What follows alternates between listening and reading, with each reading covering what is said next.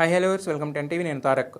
ప్రస్తుతం సంగీతం ఈ సినిమా గురించి ఏంటంటే ఫస్ట్ పెద్దగా అంచనాలు లేకపోయినా కూడా ఎప్పుడైతే చెన్నైలో ఈవెంట్ జరిగిందో దాని తర్వాత ఈ సినిమా కంటెంట్ గురించి అందరూ మాట్లాడుతున్న తీరిక ఏంటంటే ఈ సినిమా మీద ఎప్పుడు వస్తుందో ఎలా ఉంటుందని ఒక చిన్న క్యూరియాసిటీ అయితే క్రియేట్ అయింది. ఎట్టకేలకు ఈ సినిమా ప్రేక్షకుల ముందుకు వచ్చింది. అయితే ఈ సినిమా గురించి మాట్లాడుకునే ముందు రెండు విషయాలు. ఫస్ట్ ఏంటంటే చాలామంది ఈ సినిమా సంగీతం గారి కోసం ఈ సినిమా చూడండి అంటున్నారు. కాదు, ఈ సినిమాని సినిమా కోసం చూడండి. ఆయన సంగీతం గారు ఈ వయసులో కూడా సినిమా ఎలా చేశారా, సినిమా ఎలా ఉందా అనే దాని విషయంలో సినిమాని సినిమాగా చూడండి. ఎందుకంటే ఆయన గుర్తింపే సినిమా. సో ఆయన తీసిన సినిమా చూడడం అనేది ఇది అంటే మనం ఒక సినిమాని ఎలా చూస్తామో అలాగే చూడాలన్నమాట. దీన్ని కూడా రెండోది ఏంటంటే ఇట్స్ ఎ ట్రిబ్యూట్ టు సంగీతం గారు అంటున్నారు.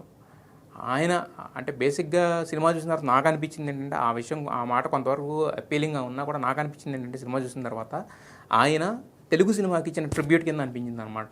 సో అదనమాట. ఇక సినిమా గురించి మాట్లాడుకుంటే కనుక అందరికీ తెలిసిన పాయింటే, ఒక ఊర్లో వాళ్ళు మాటలు బదులు పాటలు పాడితే అలా ఉంటుంది. సినిమా అంతా పాటలతోనే సాగుతుంది. ఇది సినిమా టైం వచ్చేసి 2 గంటల 10 నిమిషాలు సినిమా అనేది. దాంట్లో ఒక 40 మినిట్స్ మినహాయిస్తే అంటే గంటన్నర సేపు కథ నడిపించాలన్నా, ఒక కామెడీ చేయాలన్నా, ఒక ఎమోషన్ పండించాలన్నా ఏదైనా కూడా పాటలతోనే. ఇది ఎంత కత్తి మీద సాము అంటే అంత కత్తి మీద సాము అనమాట. ఒకటి మిస్ అయితే ఒకటి జరుగుతుంటే ఒకటి మిస్ అయిపోతాం, అలా ఉంటుంది.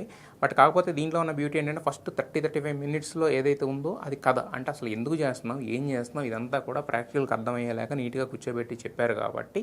సో దాంట్లో ఏంటంటే తర్వాత కథ అనేది ఈజీగా మనకు ప్రతి సీన్లో కూడా ఇది జరుగుతుందా అని మనమే అంటే ఇంటర్లింగ్గా దాన్ని పెద్ద ఆలోచించాల్సిన పని కూడా లేదు, అర్థమవుతూ ఉంటుంది ఏం జరుగుతుంది ఏంటనే విషయం కూడా. కాబట్టి సో కామెడీ పండించిన విధానం, ఆ పాటలతోనే కామెడీ పండించిన విధానం. ఫస్ట్ మనం ఎత్తుకోవడం ఒక చిన్న మంచి చాలా భలే ఉంది అని దాంట్లో ఎత్తుకున్నారు. దాని తర్వాత ఏంటంటే ఇంకా సెకండ్ హాఫ్ వచ్చేసరికి మేజర్గా ఎమోషనల్ గురించి మనం మాట్లాడుకోవాలి. సెకండ్ హాఫ్లో అంటే ఒక ఫ్లాష్ బ్యాక్ ఉంటుంది. ఫ్లాష్ బ్యాక్లో మళ్ళీ ఎక్కువగా మాటలు పెట్టి ఇవన్నీ పెద్ద భారీ డైలాగులు చెప్తే ఈ ఫ్లేవర్ పోతుంది. ఈ ఫ్లేవర్ పోకుండా ఫ్లాష్ బ్యాక్ అనేది మనసుకు హత్తుకోవాలి. దాని తర్వాత మళ్ళీ ఈ వరల్డ్లోకి వచ్చిన తర్వాత ఆ పాటలతోనే కంటిన్యూ అవ్వాలి. దీనికోసం ఏంటంటే ఫ్లాష్ బ్యాక్లో జస్ట్ ఒక 5-10 డైలాగ్స్లో వాళ్ళు ఏం చెప్పాలనుకున్నారో దాన్ని చేశారు. సో ఇదంతా మనం అంటే చెప్తుంటేనే ఎలా ఉంటే అసలు అంటే ఈ సినిమా చూస్తున్నాం మనకు అనిపిస్తుంది అసలు ఎంత వర్క్ చేశారా దీని మీద, ఎంత వర్క్ చేస్తే ఇలాంటి ఆలోచనలు కానీ ఇవి కానీ వస్తాయని చెప్పేసి.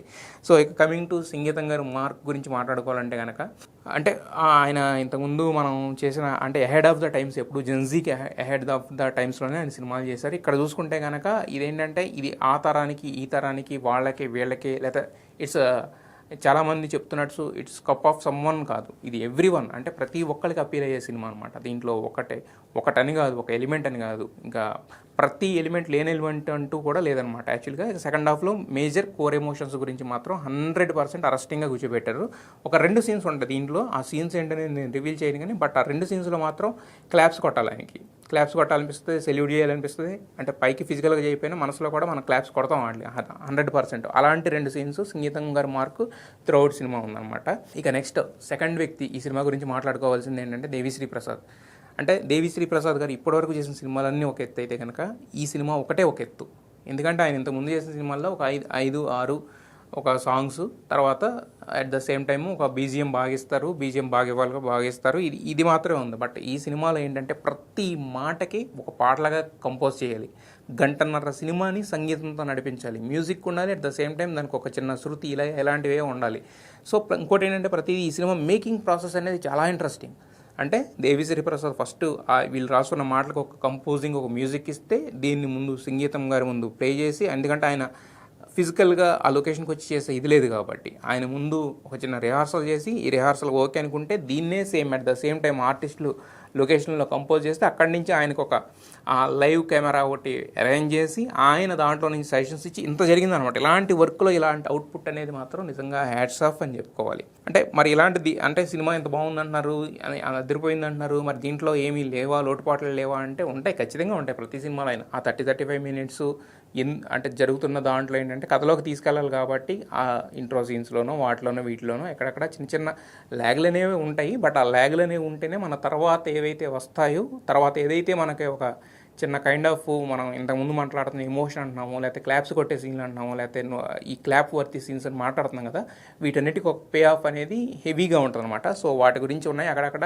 ఊళ్ళో ఇప్పుడు ఎలా చెప్పాలంటే ఒక చిన్న చిన్న క్యారెక్టర్లు ఉంటాయి, ఒక 10-15 క్యారెక్టర్ల ముందు రిజిస్టర్ చేస్తారు. వాటి ఇంపార్టెన్స్ పెద్దగా ఏం తెలియదు మనకి. అది చూసినప్పుడు ఎందుకని చెప్పి సపోజ్ ఒక ఇద్దరు లవర్ మాట్లాడుకుంటారు, వాళ్ళిద్దరు ఎందుకు అంత అవసరమే ఉంది, నిజంగా అలా ఉంటుందా పల్లెటూరులో, ఇంత లాజికల్గా వెళ్ళిపోతే మనం ఏం చేయలేము, దాన్ని అసలు అంటే ఎక్స్పీరియన్స్ చేయలేము.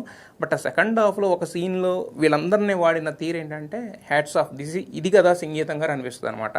సో అలాంటి ఒక క్లైమాక్స్ అనేది ఈ సినిమాకి ఇచ్చారనమాట. ఇక నెక్స్ట్ బేసిక్గా ఇలాంటి సినిమాలు ఎవరో ఏ ప్రొడ్యూసర్ కూడా జనరల్గా ఏంటంటే మనం అంటే 20 కోట్లు 25 కోట్లు పెట్టి ఇలాంటి ఒక సినిమా తీద్దామని రారు. అసలు ఫస్ట్ ఆఫ్ ఆల్ ఈ ఐడియాని నమ్మడమే కష్టం. ఈ ఐడియాని నమ్మిన తర్వాత దాని మీద స్టిక్ అవ్వడం ఇంకా కష్టం.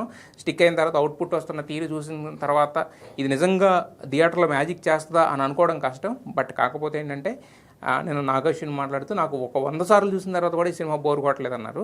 బట్ అలాంటి కంటెంట్ నిజంగా సినిమాలో ఉంది కాబట్టి ఆయనకు అలా అనిపించింది. సో ఫైనల్ ఏంటంటే ఈ సినిమాని సంగీతం గారు తీశారు, తర్వాత నాగేశ్వరి గారు ఒక పాట అయ్యారు, సరే దేవిశ్రీ ప్రసాద్ గారు మ్యూజిక్ అందించారు, తర్వాత స్వప్న సినిమాసు, వైజయంతి మూవీస్ ఇవన్నీ ఉన్నాయి. ఇవన్నీ పక్కన పెడదాం. బట్ కాకపోతే ఏంటంటే ఒక ప్రాపర్ సినిమా అంటే ఇంకోటి దీంట్లో ఏంటంటే ఇంటర్నల్గా చిన్నపిల్లల్ని తీసుకెళ్తే దీంట్లో ఉండేది ఏంటంటే ఈ రోజుల్లో అసలు మనం ఎలా బ్రతుకుతున్నాం అంటే బంగారం డబ్బు ఇవేనా మనకే, దానికి మించి ఏదైనా ఉందా, వాటికి మించి ఏదైనా మనిషికి అవసరమా అనేది ఏదైతే ఉందో అది ఈ సినిమాలో చూపించిన తీరుకు మాత్రం మెచ్చుకోవచ్చు అనమాట. లాస్ట్లో ఒక చిన్న క్యామియో పెట్టారు. అలాగే త్రూఅవుట్ ద సినిమా కొన్ని క్యామియోస్ ఉంటాయి, అవి ఖచ్చితంగా అవి రివీల్ చేసేసి ఇప్పుడే వాటి గురించి చెప్పుకోవడం వేస్ట్. బట్ ఆ క్యామియోలు కూడా అంటే లాస్ట్లో పెట్టిన క్యామియో ఒకటి మాత్రం కథ అంటే ఒక ఎమోషనల్గా ఎండ్ అయిపోయిన సినిమాకి మళ్ళీ ఒక క్యామియో ఏదో అంటే చిన్న నవ్వుకుంటూ వెళ్తారు బయటకు అన్నట్టు తీసుకొచ్చి పెట్టారు. But that's also works. But కాకపోతే ఏంటంటే క్యామియోలన్నీ కూడా ఏదో క్యామియో అంటే వచ్చి వెళ్ళిపోవడం అలా కాకుండా ఏంటంటే ప్రతిదీ కూడా కథలో ఉండేలాగా జాగ్రత్తలు తీసుకున్నారు. సో అవి కూడా అలరించినవి, బాగా వర్క్ అయ్యాయి అనమాట ఈ సినిమాకి. అంటే ఇదేదో ఒక పెద్ద ఆయన తీశాడు, ఆయన సినిమాల మీద రెస్పెక్ట్ వాటి మీద అని కాకుండా ఈ సినిమా అలరిస్తుంది అని వెళ్ళండి, ఖచ్చితంగా అలరించి బయట పంపిస్తుంది అనమాట. సో ఈ అంటే బేసిక్గా చాలామందికి డౌట్లు ఉంటాయి అనమాట. అంటే ఈ సినిమా ట్రైలర్ ఇంకోటి అసలు బేసిక్గా ఇలాంటి సినిమాలకి ట్రైలర్లు కానీ ఇవి కానీ ఏది పనికిరాదు అనమాట. లోపలికి వెళ్ళిన తర్వాత చూసి ఆ ఎక్స్పీరియన్స్ మాత్రం ఎంజాయ్ చేయాలి. సో ఈ ఎక్స్పీరియన్స్ని అందించినందుకు సంగీతం గారికి కుదోస్ టు సంగీతం శ్రీనివాసరావు గారు.